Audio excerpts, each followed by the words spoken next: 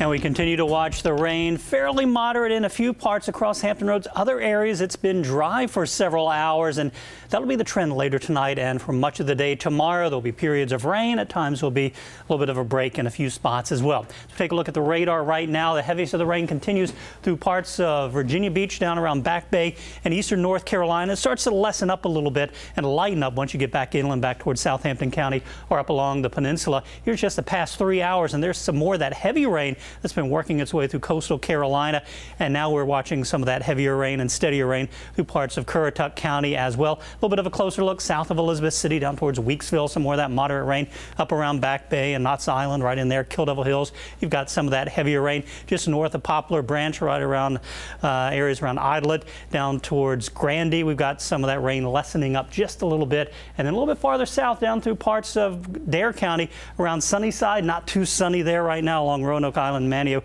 seeing some more of that moderate rain. It lightens up just a little bit over towards the Outer Banks, but through the rest of the evening we're looking at just that steady stream of moisture streaming in from parts of the Atlantic Ocean, that tropical moisture across eastern Virginia and North Carolina. That will continue through the rest of the evening and into the overnight. There'll be some breaks, especially inland for the next several hours, but I still think right along the coastline we'll see that better chance for some of the heavier downpours. And also back just to our west, back to western Virginia, we've got another line of these showers and storms. Things will start to taper off a little bit later tonight, but really more of the same as we go through the day tomorrow, with I think coastal areas seeing the better chances for some of that heavier rain through the day. Southerly winds will push temperatures up into the upper 70s to low 80s once again.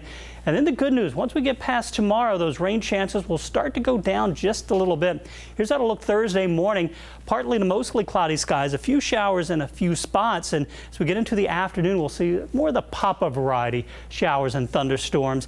We'll say those odds are around 40 to 50% as we get into the day on Thursday. And notice temperatures climbing quite a bit back into the mid to upper 80s as we go through the afternoon. Cloudy skies looking over downtown Norfolk and Portsmouth. We've got the rain showing up on the camera lens there. 76 degrees.